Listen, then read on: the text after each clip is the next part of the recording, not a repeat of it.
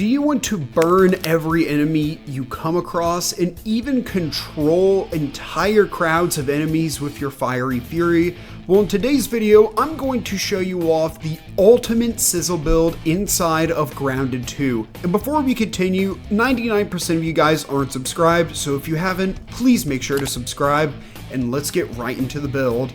Alright everyone, so moving on to the build, starting off, it is going to be the Katana. The Katana is currently the only weapon, excluding the spicy staff, that can do sizzle damage, and it is going to be our main weapon of the build. For the armor, the full snail set. Now, the reason why I have the snail set level 1 is currently, right now, the only way to repair the snail set is by getting garden snail fragments, which unfortunately you cannot do because there is no tier 3 omni tool in the game yet. Apparently, from what I heard, you could also use an orc weevil to destroy the shells, but I don't know how reliable that is. And I'm using the snail armor because there's not really any armor that goes well with the Katana. In my opinion, the snail armor just fits, it's like the best fitting. It does block stun, which also applies to your parries. And on top of that, the full set bonus is retaliation, to where blocked hits, including parries, which it doesn't mention, give your next charged melee attack a shockwave retaliation that can stack up to 5 times, which increases charged attack damage and speed. And this fits really well with the Katana.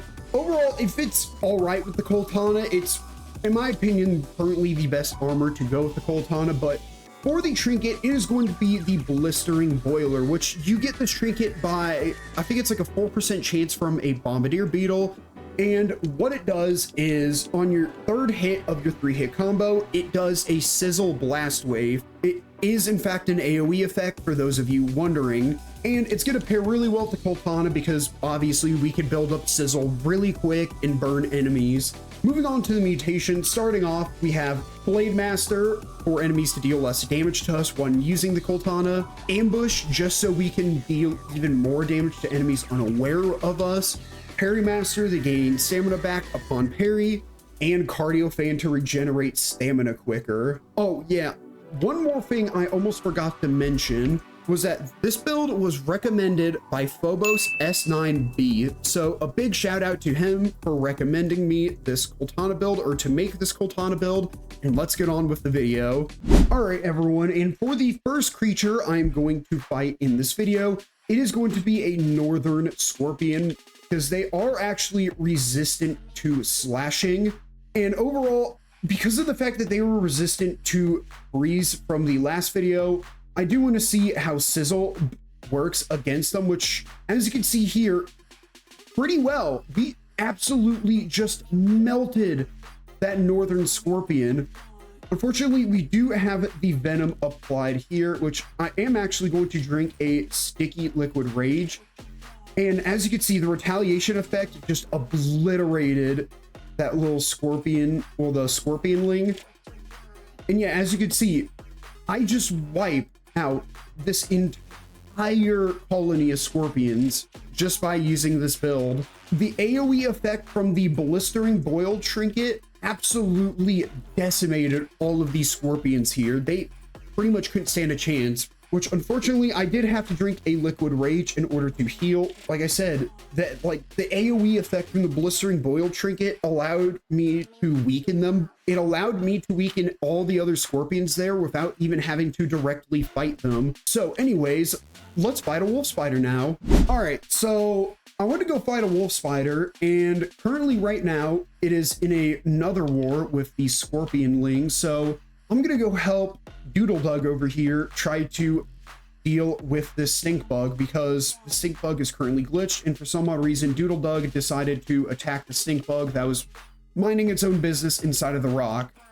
And as you can see, let me even check. Yeah, the stink bug is neutral to sizzle and also slashing. And right now I'm gonna try to wait and see if this is going to end. The wolf spider is just gone apparently, so I guess I'm just currently going to try to just join in on this war that's going on. And unfortunately I did get venom applied to me, so that is going to really suck, and the scorpions just are deciding to harass the ladybug for some odd reason. And now they are all after me, but as you can see, retaliation is working out really well for us. And that is currently the scorpion down, and that is the rest of them down. So looking on the map, the wolf spider for some odd reason is over here for some odd reason. And I do want to see how well this build will work out against the wolf spider. So, and yeah, we are just going to deal with this wolf spider because the wolf spider is in fact weak to spicy, I meant. So we're just going to jump in and see how well it does. Unfortunately, I do attack the wolf spider during its little cheap shot attack, but as you can see, it's just getting melted right here. The wolf spider could barely do anything, and it's already down for the count. Just like that, it is dead already. The wolf spider just got absolutely melted from this build, which that was something I definitely was kind of expecting. I was more than likely expecting this build to absolutely shred. But anyways, let's go fight a praying mantis now. All right, everyone. So we are currently at the praying mantis, and I'm going to get the praying mantis's aggro just so it jumps down here with me and we can actually fight it. But it does look like it's going to take a little bit because, well, it's a little bit bugged right now. And unfortunately, it's going to attack this poor ladybug here for absolutely no reason. And I am actually doing a pretty decent amount of damage. I am actually going to redo this fight because of the fact that, well, the ladybug intervened, which I did not want to happen. But we did actually, and we look at that, we got the cleaving claw. We got the trinket from the mantis. That's actually insane. We got insanely lucky during that. We actually managed to get the cleaving claw trinket mid-video. All right, so now that I am actually at a praying mantis that will not get distracted by anything else, I'm going to try to get its aggro, and I'm going to actually bait it to where I can actually fight it down here, which I finally do. And I unfortunately do miss the parry here, but I'm going to try. And as you can see, I used the retaliation effect on the praying mantis, and it did a decent amount of damage. Not a lot, as the real damage from the retaliation effect comes from the 4 and 5 stacks of it. But as you can see, we dealt with that praying mantis pretty quickly. Once again, a pretty easy fight because of this build. And for the last enemy of today's video, it is going to be the cockroach queen on top of the grill, as it's just a fitting end for this build, or the sizzle build, I should say. And starting off, I'm going to completely miss the parry, but we are actually doing a decent amount of damage. But unfortunately, these stupid little cockroach nymphs are going to get in the way. I do actually want to show you all the retaliation bonus from the snail armor, as the retaliation bonus, which I'm just going to dodge this real quick.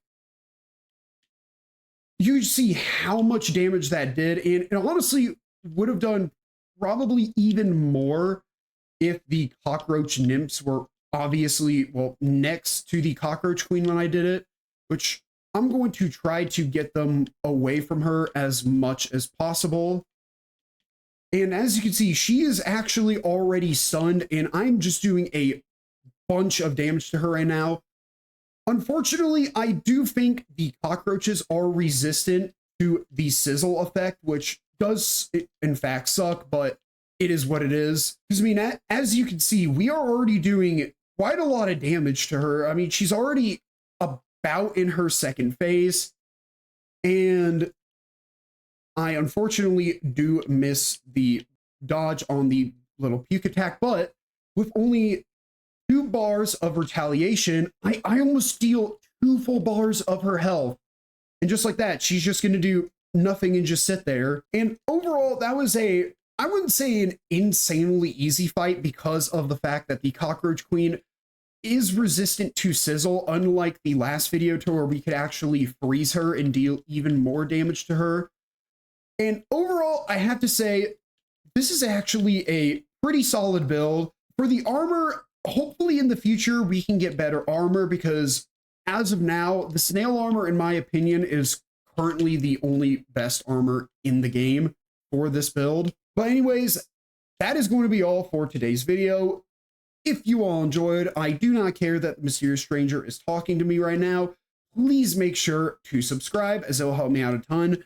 And I will see you all in the next video. Peace.